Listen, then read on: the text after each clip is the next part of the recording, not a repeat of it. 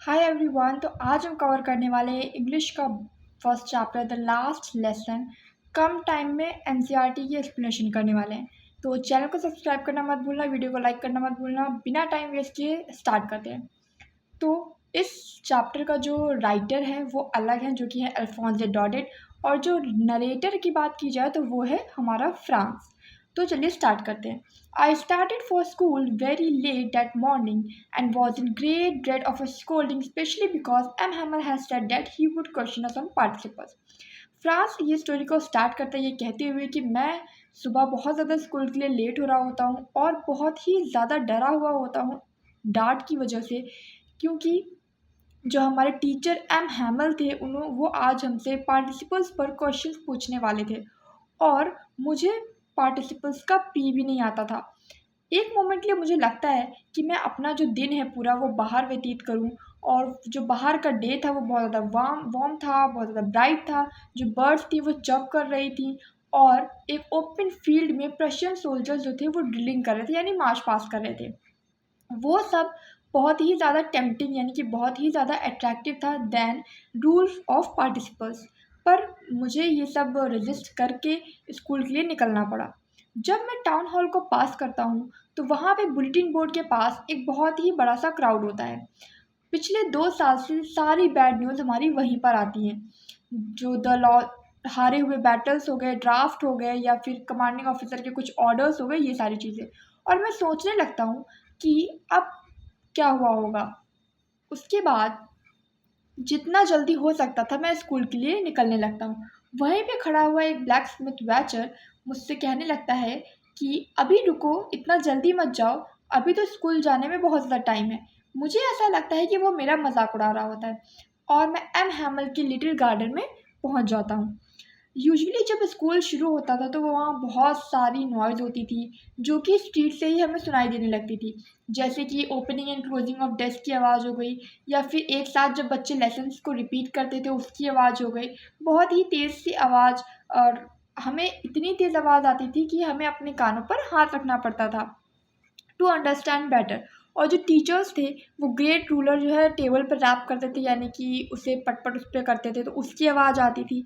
पर अब आज जो था वो वहाँ पे सब कुछ बहुत ज़्यादा शांत था। अब मैं ये सोचने लगता हूँ कि आज ये स्कूल का जो इन्वायरमेंट है, यानी कि वो इतना स्ट्रेंज क्यों है।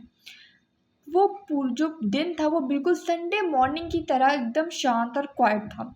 विंडो से मैं अपने क्लासमेट्स को देखता हूँ, सभी अपनी जगह पर बैठे हुए होते हैं और एम हैमल जो हैं वो चल रहे हैं with his terrible iron ruler under his arm. मुझे डोर को ओपन करता हूँ और आप इमेजिन नहीं कर सकते हो कि मैं कितना ज़्यादा डरा हुआ था। पर कुछ भी नहीं होता है। एम हैमर मुझे देखते हैं और बहुत ही काइंडली बोलते हैं कि अपनी जगह पर जाकर जल्दी से बैठ जाओ लिटिल फ्रांस, आज हम तुम्हारे बिना ही शुरू करने वाले थे। अब मैं अपनी बेंच पर जाके डेस्क पर जाके बैठ जाता हूँ। अब तक मुझे कुछ समझ नहीं आ रहा होता है। फिर मैं देखता हूँ कि जो एम हैमल है उन्होंने आज ब्यूटीफुल ग्रीन कोट और उनकी फ्रिल्ड शर्ट पहनी हुई होती है और एक लिटिल ब्लैक सिल्क कैप लगाई हुई होती है और सब कुछ एम्ब्रॉयडर्ड था। जो आज उन्होंने ऐसे कपड़े पहने थे जो वो कभी इंस्पेक्शन या प्राइज डेज पर पहनते थे। इसके अलावा जो पूरा स्कूल था वो बहुत ज़्यादा स्ट्रेंज और सीरियस सॉlemn लग रहा था। पर ऐसी चीज़ जिसने मुझे सबसे ज़्यादा सरप्राइज़ किया वो था हमारे बैक बेंचेस पर बैठे हुए विलेजर्स। हमेशा हमारी क्लास में जो बैक बेंचेस होती थी वो हमेशा एम्प्टी होती थी, पर आज वहाँ पे विलेज पीपल, जो एल्डर पीपल है वो बैठे हुए होते हैं, जिसमें ओल्ड हॉजर थे और फॉर्मर मेयर थे, फॉर्मर पोस्ट मास्टर थे और भी लोग थे। सब लोग बहुत ज़्यादा सैड लग रहे थे। और जो हॉजर थे उन्होंने अपनी ओल्ड प्राइमर, यानी कि जो नर्सरी की बुक होती है उसे बोलते हैं, तो वो भी लाई हुई थी और उन्होंने जो कि जिसकी एजेस जो है वो फट चुकी थी, यानी कि बहुत ज़्यादा वो पुरानी लग रही थी, उसे उन्होंने अपनी नीज़ पर खोल के रखा हुआ था। अब जब मैं ये सब सोच रहा होता हूँ, जो हैमल होते हैं वो मुझसे कहते हैं, my children, this is the last lesson I shell give, यानी कि ये मेरा लास्ट लेसन है जो मैं तुम लोगों को पढ़ा रहा हूँ। बर्लिन से ऑर्डर आया है कि एल्सेक और लॉरेन में सिर्फ और सिर्फ जर्मन पढ़ाना है। तुम लोगों के जो नए मास्टर हैं वो कल से आ जाएंगे, इसलिए ये आपका लास्ट फ्रेंच लेसन है और मैं चाहता हूँ कि आप सभी बहुत ज़्यादा अटेंटिव रहो। फिर फ्रांस कहता है, कि ये जो वर्ड्स थे वो कितने ही ज़्यादा थंडर क्लैप के जैसे थे मेरे लिए। अब उसे ये समझ आने लगता है कि बुलेटिन बोर्ड पर इतनी ज़्यादा भीड़ क्यों थी। वो सोचता है कि मेरा लास्ट फ्रेंच लेसन है और मुझे अभी तक फ्रेंच ठीक से लिखनी भी नहीं आती है। अब मैं कभी उसे सीख भी नहीं पाऊँगा और मैं अपने लेसन को ना सीखने के लिए बहुत ही ज़्यादा रिग्रेट फ़ील कर रहा था। अब मेरी बुक्स जो मुझे इतनी ज़्यादा न्यूसेंस यानी कि ऐसी चीज़ें जो ट्रबल क्रिएट करती हैं, वो लग रही थी, बहुत ही ज़्यादा कैरी करने में हैवी लग रही थी। मेरी ग्रामर की बुक, हिस्ट्री की बुक, ये सारे जो ओल्ड फ्रेंड्स थे, वो सब अब मैं गिव अप नहीं कर सकता उन पर। एम हैमल भी जो थे, इसका आइडिया कि जो एम हैमल हैं वो जा रहे हैं और मैं उन्हें अब कभी नहीं देख पाऊँगा, वो भी कहीं न कहीं मुझे बहुत ज़्यादा सैड कर देता है। और वो कितने ज़्यादा स्ट्रिक्ट थे या कितने ज़्यादा क्रैंकी थे यानी कि क्रेज़ी थे, वो सब मैं भूल जाता हूँ। Poor man, it was in honor of this last lesson that he had put on his fine Sunday clothes। और अब उसे समझ आता है कि एम हैमल जो है उन्होंने अपने संडे क्लोथ्स क्यों पहने हुए हैं और वो जो ओल्ड मैन है वो भी आज पीछे की सीट्स पर क्यों बैठे हुए हैं, क्योंकि शायद वो भी सॉरी थे अब इतना ज़्यादा स्कूल ना जाने के लिए। वो उनका एक वे था कि वो एम हैमल की 40 ईयर की फेथफुल सर्विस को थैंक यू कर सकें और कंट्री की तरफ रिस्पेक्ट को शो कर सकें जो अब उनकी नहीं थी। जब वो ये सब सोच रहा होता है, फ्रांस उसे अपना नाम सुनाई देता है। अब उसकी बारी थी रिसाइट करने की, तो उसने सोचा कि मैं इस बार पूरी कोशिश से बिना अटके सब कुछ पढ़ूँगा, बहुत ही लाउड तरीके से, बहुत ही क्लियर तरीके से, विदाउट वन मिस्टेक। पर वो पहले ही वर्ड में अटक जाता है और उसका जो दिल था वो बहुत ज़्यादा तेज़ी से धड़क रहा होता है और उसकी इतनी हिम्मत नहीं होती कि वो ऊपर अपना चेहरा उठा के देख सके। फिर एम हैमल बोलते हैं कि मैं तुम्हें डाँटूँगा नहीं लिटिल फ्रांस, तुम्हें खुद इतना बुरा लगना चाहिए। देखो आज क्या हो गया है, हम हमेशा खुद से कहते हैं कि अरे हमारे पास बहुत ज़्यादा टाइम है, हम कल सीख लेंगे, पर देखो अब हम कहाँ पर आ गए हैं। ये एल्सेक के साथ एक बहुत ही ज़्यादा बड़ी परेशानी है कि वो सब लोग क्या बोलते हैं कि हम कल सीख लेंगे। अब वो जो फेलोज़ हैं यानी कि वो जो पीपल हैं, अब उनके पास जो रूल करने आएँगे वो उनके पास पूरा राइट है ये कहने का कि तुम लोग तो अपने आप को फ्रेंचमैन बोलते हो और तुम लोगों को ना फ्रेंच बोलनी आती है और ना ही लिखनी आती है खुद की लैंग्वेज। अब तुम अपनी खुद की लैंग्वेज बोल और लिख भी नहीं सकते। फिर एम हैमल बोलते हैं कि तुम्हारी गलती नहीं है पोअर लिटिल फ्रांस, हम सब ने ही कहीं न कहीं इस चीज़ के लिए रिस्पॉन्सिबल हैं। तुम्हारे पेरेंट्स इतना ज़्यादा तुम्हारी एजुकेशन पर ध्यान नहीं देते थे, वो चाहते थे कि तुम फार्म में जाओ और मिल पर वर्क करो ताकि कुछ पैसे आ सकें। और मैं भी ब्लेम करने के लायक हूँ क्योंकि मैंने तुम्हें लेसन सिखाने के बजाय अपने फ्लावर्स में वाटर डालने के लिए भेजा और जब मुझे फ़िशिंग के लिए जाना होता था तो मैं तुम लोगों को हॉलिडे दे देता था।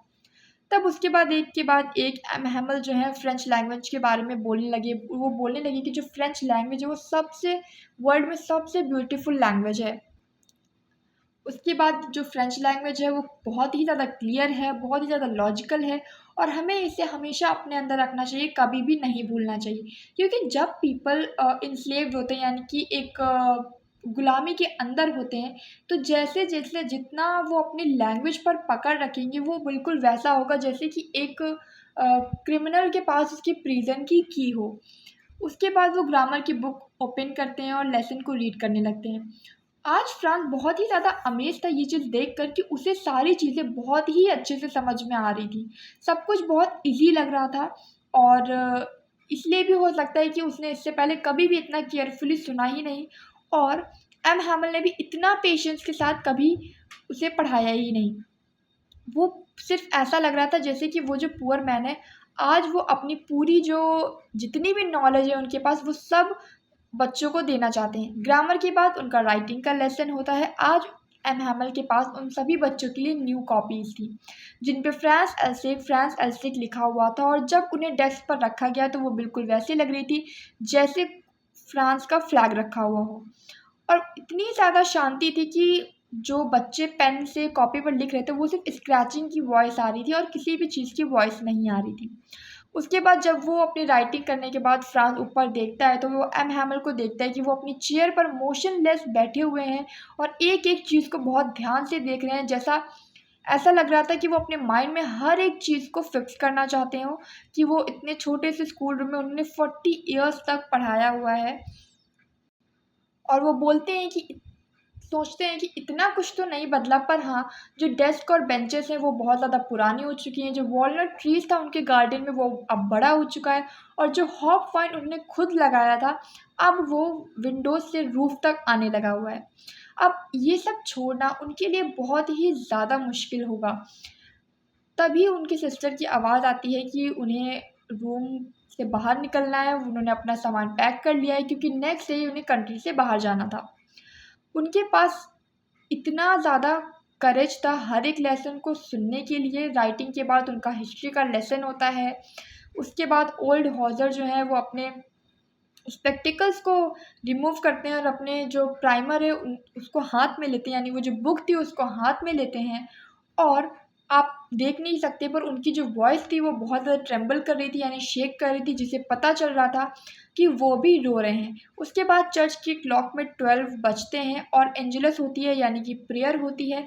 इसी सेम मोमेंट पे जो प्रशियन के सोल्जर्स थे वो वापस आ रहे थे ड्रिल करने के बाद, और एम हैमल खड़े होते हैं अपनी चेयर पे और वो बोलते हैं माय फ्रेंड्स, और आई कहते ही उन्हें कुछ बोलने से रोक देता है और वो आगे नहीं बोल पाते हैं। तब वो ब्लैक बोर्ड की तरफ मुड़ते हैं, एक चॉक का पीस लेते हैं और जितना बड़ा हो सकता था उतना बड़ा लिखते हैं विव लव फ्रांस। विव लव फ्रांस का मतलब होता है लॉन्ग लिव फ्रांस।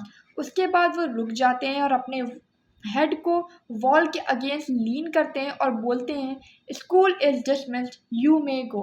तो ये था आपका वंडरफुल सा चैप्टर, और आपको उससे क्या सीख मिली कमेंट में करके बताना। वीडियो को लाइक ज़रूर करना, चैनल को सब्सक्राइब करना, और आपको नेक्स्ट कौन सा सब्जेक्ट, कौन से क्लास का चैप्टर क्या चाहिए कमेंट में कर देना, और चैनल को सब्सक्राइब करना मत भूलना। Bye bye.